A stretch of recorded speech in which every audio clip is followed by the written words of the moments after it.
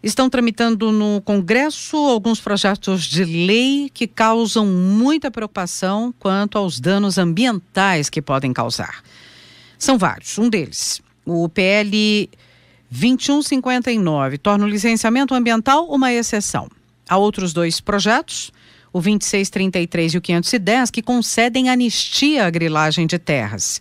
E ainda, outros projetos, um que altera a demarcação de terras indígenas, outro que permite o garimpo em terras indígenas. E o PL, esse muito criticado, o PL 6299, o chamado de pacote do veneno, que revoga a atual lei de agrotóxicos. Então, como é possível perceber, são projetos com repercussões importantes para a área ambiental. E nós vamos aprofundar um pouco mais a questão, não é? Conversando com o professor Pedro Luiz Cortes, da ECA, a Escola de Comunicações e Artes, professor também do Instituto de Energia e Ambiente da USP, o IEE. Professor Pedro Luiz Cortes, bom dia. Bom dia, Roxane, bom dia a todos que nos acompanham. Professor, são muitos projetos e eu gostaria que o senhor desse aí um painel sobre o que vem sendo abordado por esses diversos projetos, mas já deu para ver que é muito preocupante, não é? É muito preocupante para a área ambiental e isso pode, inclusive, criar problemas no futuro para a comercialização de produtos agrícolas brasileiros no exterior. E como eu vou tentar mostrar para vocês, há um certo encadeamento entre alguns desses projetos, ou seja, não são iniciativas isoladas. A impressão que se tem é que há uma coordenação entre eles, né, de tal forma que um projeto complemente o outro. Então, por exemplo, o projeto de lei 2159, que altera o licenciamento ambiental, ele cria o licenciamento autodeclaratório, ou seja, uma empresa ela pode simplesmente dizer o que ela vai fazer do ponto de vista ambiental, sem que isso seja verificado, auditado ou deliberado sobre a sua pertinência ou não. E amplia também a lista de atividades que não precisam desse licenciamento, né, do licenciamento convencional. A proposta ela já foi aprovada pela Câmara dos Deputados e ela pode ser pautada para votação no Senado a qualquer momento. Os impactos negativos eles são muito evidentes, são muito significativos, né? Pois uma série de atividades que hoje demandam licenciamento ambiental, uma análise cuidadosa, eles não precisarão mais dessa licença. Há outros dois projetos, né, o 2633 e o 510, eles estão relacionados à grilagem de terras e eles concedem anistia à grilagem. Então, caso sejam aprovados, esses projetos eles vão permitir que as terras públicas invadidas e desmatadas ilegalmente sejam regularizadas e, ao mesmo tempo, eles encorajam a continuidade da ocupação ilegal de terras públicas e também do desmatamento.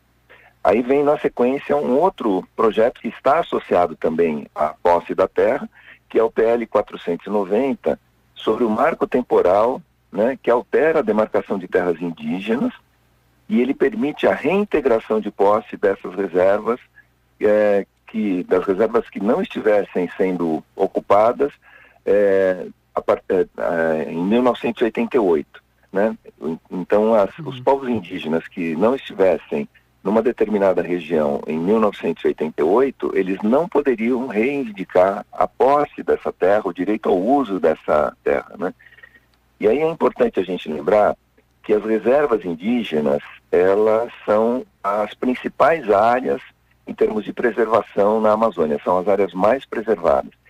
E a reintegração de posse, ela cria um problema ambiental, porque ela ameaça essa proteção que os povos indígenas dão às áreas onde eles habitam e também coloca em risco a sobrevivência de diversos povos indígenas, ou seja, eles vão perder, né, um local onde eles moram atualmente, ou seja, vão perder o direito ao uso dessa terra.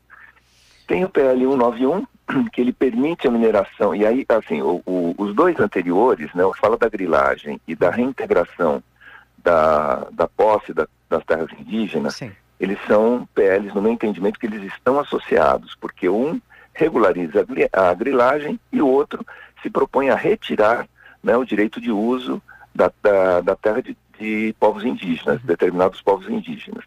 Já o PL 191, ele está, no meu entendimento, associado àquele que altera o licenciamento ambiental, porque esse PL permite a mineração, a agricultura em larga escala e obras de infraestrutura em terras indígenas, sem a necessidade de consentimento dos povos indígenas. Ou seja, aquelas terras que não forem reintegradas à União, elas poderão ser utilizadas para mineração, agricultura e obras de infraestrutura sem o consentimento dos povos indígenas.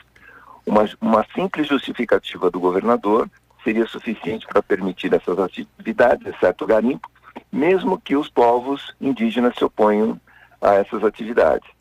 Esse PL ainda não foi apreciado pela Câmara dos Deputados, mas já é chamado de liberou geral. Aquelas terras que não forem reintegradas, né, como eu disse, elas poderão ser utilizadas em atividades que certamente vão comprometer a preservação ambiental, sem a necessidade de licenciamento em muitos casos, como pretende o PL 2159, e verifica-se aí um encadeamento claro entre esses projetos de lei.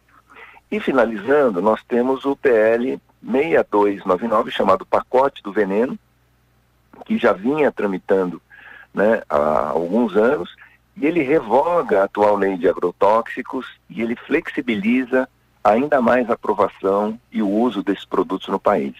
Esse projeto de lei, ele pretende transferir todo o poder de decisão e aprovação dos novos agrotóxicos para o Ministério da Agricultura. Hoje, né, o Ministério do Meio Ambiente e a Anvisa têm poder de veto. Com esse novo projeto, eles passam a ser simplesmente órgãos consultivos. O poder final de decisão, mesmo que o Ministério do Meio Ambiente e a Anvisa tenham se manifestado contra a aprovação, no final a aprovação vai caber ao Ministério da Agricultura, Pecuária e Abastecimento. A impressão que dá, professor, é que não tem mais limite, né? Ou seja, romperam-se todos os limites, onde é que tudo isso vai, no que tudo isso vai dar, quer dizer, as implicações que isso tudo pode trazer, né? O comentário que eu tenho ouvido com frequência, né, até um questionamento, assim, é se a porteira foi aberta, né? E eu tenho dito que a porteira, ela foi arrancada.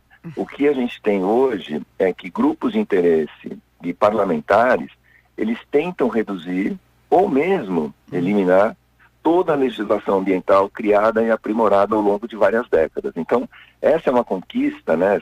A legislação ambiental que a gente tem, ela é uma conquista que foi sendo conseguida, que foi sendo desenvolvida ao longo de diversos governos. Isso não é obra de um governo específico, isso é uma construção da sociedade, né? E o Brasil, ele era uma referência em diversos aspectos ambientais, e ele corre o risco de colocar tudo isso a perder. Como eu disse, não há mais porteira, não há mais limite. O que a gente verifica é uma pressa muito grande em tentar aprovar esses projetos de lei ainda nesse governo, porque esses representantes, né, os parlamentares, alguns setores do agronegócio, simplesmente eles querem abrandar, e também do setor de infraestrutura, eles querem eliminar qualquer restrição do ponto de vista ambiental, né, e o meio ambiente, que é um dos nossos principais ativos, né, ele vai deixar de merecer o cuidado que ele deveria. E aí, só para finalizar, isso vai totalmente contra, né, porque isso tudo depois, se aprovado, vai para a sanção presidencial.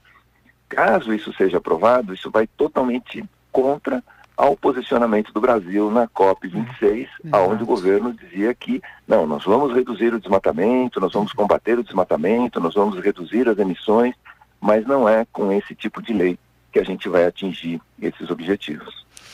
Professor Pedro Luiz Cortes, da ECA e do IEE, aqui com a gente sempre às sextas-feiras. Tem um canal no YouTube, O Ambiente ao Nosso Meio, onde você também pode compartilhar, acompanhar, não é? E compartilhar, claro, aqui os temas que abordamos semanalmente, assim como em jornal.usp.br, está lá em Atualidades, Jornal da USP no Ar, primeira edição. Muito obrigada, professor, pelos esclarecimentos. Eu que agradeço. Uma boa semana a todos.